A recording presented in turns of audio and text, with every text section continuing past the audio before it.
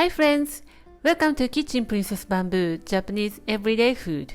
Today I want to share with you how to season your food in Japanese way. When it comes to cooking, there are rules and golden ratio to achieve deliciousness. If you are a beginner of Japanese cooking, this might be very helpful. Even for the experienced home cook, it's better to keep in mind if you want to cook tasty Japanese food every time. Let's get started. First, let's talk about salt.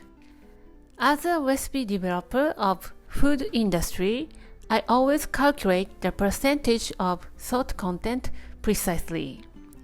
But for the home cooking, it doesn't have to be like that. But it's better to know the ratio that we feel is delicious is about 1%. Isn't it easy to remember? I used to teach my students about this. Think about there is an egg. It weighs about 50 grams. So you don't have to use a scale for each ingredient, but you can guess how much it weighs. 1% of salt is for main course, and you want to minus 0.2% of salt, it makes the ratio for soup.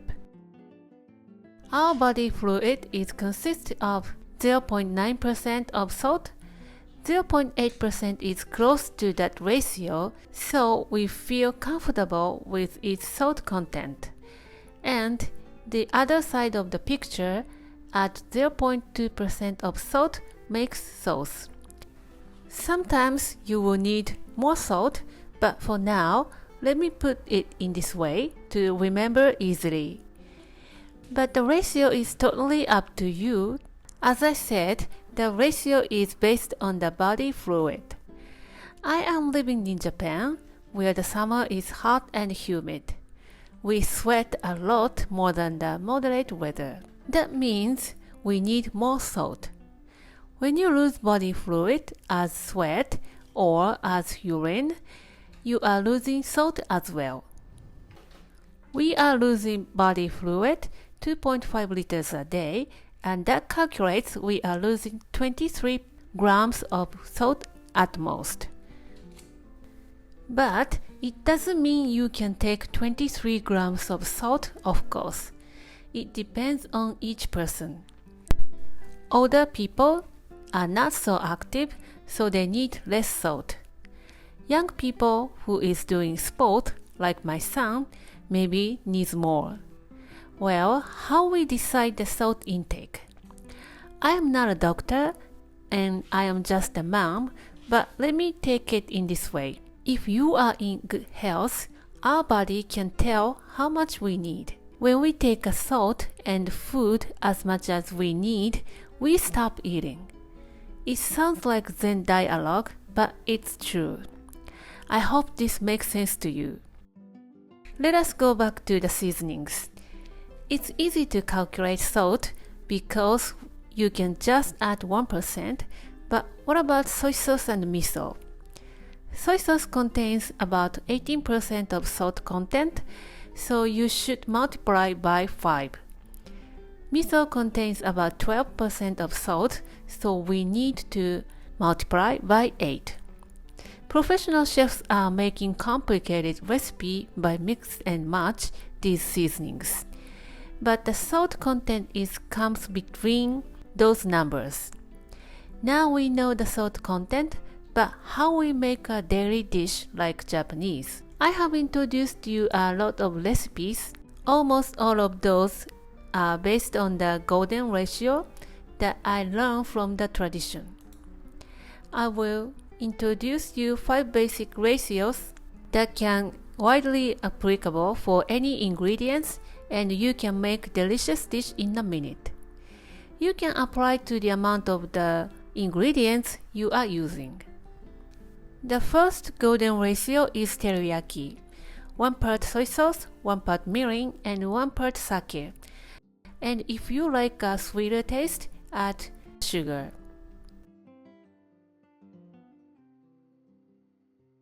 The next one is golden ratio of rice bowl. Rice bowl like oyakodon or tamagodon, that anything finished with egg. You can make delicious rice bowl in a minute. This is very useful ratio. I use this almost all the time for chicken and pork and even for the ground meat. And you can also use aburage substitute for the chicken. It makes wonderful rice bowl. Next, golden ratio of simmered vegetable. 1 part soy sauce and 1 part mirin and 8 part dashi. And if you like a sweeter taste, add sugar as much as you want. You can refer to the 1 serving recipe. This is very useful for the daily dishes like nikujaga or other vegetable dishes. Next one is simmered fish and meat. We like to cook fish grilled, but also we like simmered fish. And you can apply this ratio for the meat like pork and chicken. And we add ginger slices for simmered fish to mask fishy smell and add aroma. And the last one is miso soup. 1 part miso and 16 part of dashi. It's better to remember 1 cup of dashi and 1 tablespoon of miso. And you can add a lot of vegetables and tofu. Water from the vegetable and tofu thin it up so it makes nice and comfortable saltiness at the end. I hope today's video is helpful for your Japanese cooking. Now you can make your own recipe depend on your preference. Some of you are saying that the Japanese food is too salty, so you can reduce the salt or soy sauce and miso, and you can make your own taste. Give it a try and let me know how you like it. Thank you for watching the video. Give me a big thumbs up and share the video with your friends and families. And don't forget to subscribe to my channel if you haven't done so already. Follow me on the social media and tag me on your post if you give it a try. And go to my website for the printable recipe and more information. And my store on Amazon has pretty much everything that I'm using in my video. If you have any questions and future video requests, let me know in the comments. Thanks again and I will see you soon. Bye!